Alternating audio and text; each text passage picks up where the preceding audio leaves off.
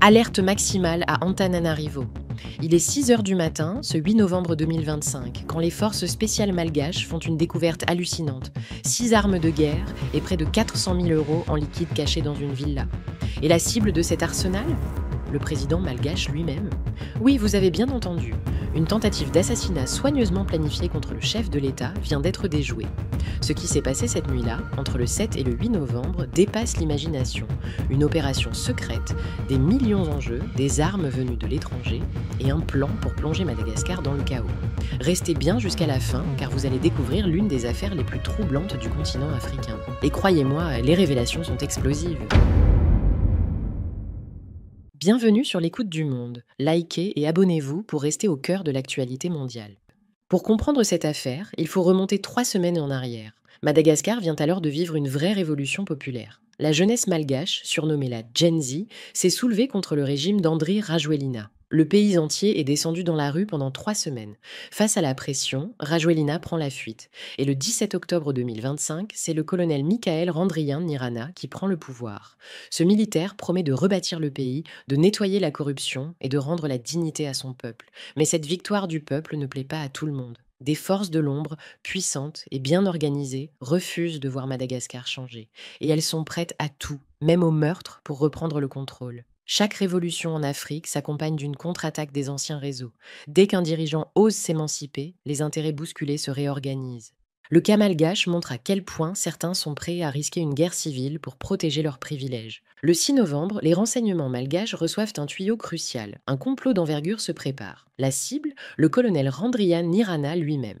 Objectif, l'éliminer physiquement et recréer un vide politique. À 17h30 le 7 novembre, la brigade criminelle section 4, l'élite de la police, lance une opération d'envergure. La villa visée est encerclée. Les agents entrent simultanément par toutes les issues. Ce qu'ils découvrent à l'intérieur glace le sang. Dans le salon, 2 milliards d'ariary en liquide, soit environ 400 000 euros, soigneusement empilés. Et dans la pièce voisine, 6 armes de guerre, dont 3 pistolets automatiques italiens de dernière génération.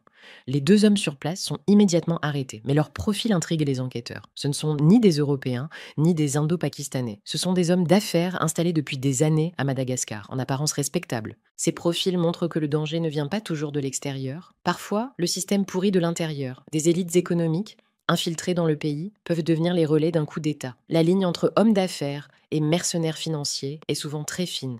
Lors des interrogatoires, les 2 suspects avouent rapidement, oui, leur mission était d'assassiner le président. Mais ils ne sont pas seuls. Derrière eux, il y a 3 autres complices encore en liberté, et surtout des commanditaires inconnus. Le contrôleur général Rufin Tolojara l'annonce publiquement. Les cerveaux de l'opération ne sont pas encore identifiés. Autrement dit, les vrais responsables sont encore dans l'ombre. Les hommes arrêtés ne sont que des exécutants. Et si le plan avait abouti, Madagascar aurait pu sombrer dans le chaos total. Les complots politiques modernes ne ressemblent plus à ceux d'hier. Ils ne passent pas toujours par l'armée ou un coup d'État classique. Aujourd'hui, le pouvoir se renverse avec de l'argent, de la désinformation et des hommes de l'ombre. Ce dossier malgache en est l'illustration parfaite. Cette affaire dépasse les frontières de Madagascar. Elle symbolise un choc entre 2 forces, d'un côté une jeunesse qui veut le changement, et de l'autre des réseaux mafieux, économiques et étrangers qui veulent maintenir le contrôle. Les jeunes malgaches ont prouvé que la mobilisation populaire pouvait renverser un régime. Mais voilà, chaque victoire africaine dérange. Les anciens bénéficiaires du système ne reculent devant rien. Corruption, manipulation, violence, tout est permis pour garder leurs privilèges. Cette tentative d'assassinat n'est pas un simple fait divers politique. C'est le symbole d'un bras de fer continental. Le destin du Mali, du Niger ou du Burkina se joue aussi à Madagascar, une lutte entre souveraineté africaine et influence étrangère. Malgré les arrestations, de nombreuses questions demeurent. D'où viennent ces armes italiennes ultramodernes ? Comment ont-elles pu entrer sur le territoire ?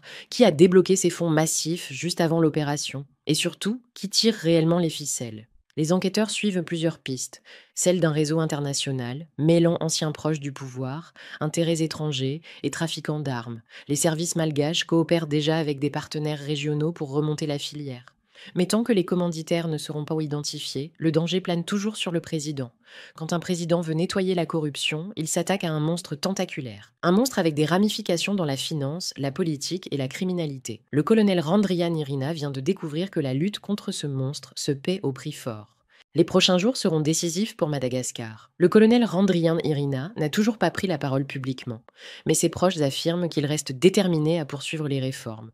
Il veut montrer que la peur ne le fera pas reculer. De leur côté, les jeunes de la Gen Z malgache promettent de défendre la révolution s'il le faut. Le peuple, lui, reste sur ses gardes. Tout le monde le sait, la bataille entre le nouveau pouvoir et les forces du passé ne fait que commencer. Chaque génération a son combat. Celui de la jeunesse africaine, aujourd'hui, c'est de refuser la fatalité. Leur message est clair. Nous ne voulons plus être manipulés. Nous voulons écrire notre propre histoire. Ce complot déjoué n'est pas qu'un épisode politique. C'est une alerte, une preuve que chaque révolution africaine sera testée, menacée, infiltrée. Mais c'est aussi une leçon d'espoir. La vigilance, l'unité et la détermination peuvent sauver une nation. Le colonel Randrian Irina voulait bâtir un nouvel État. Désormais, il devra aussi survivre aux ennemis du changement. Et comme souvent dans l'histoire, ce n'est pas la balle qui menace le plus un dirigeant, c'est la trahison dans l'ombre. Merci d'avoir suivi cette analyse jusqu'au bout. Si vous appréciez notre travail et souhaitez soutenir une information libre et indépendante, abonnez-vous, activez la cloche et partagez cette vidéo autour de vous. Votre soutien, c'est ce qui fait vivre l'écoute du monde.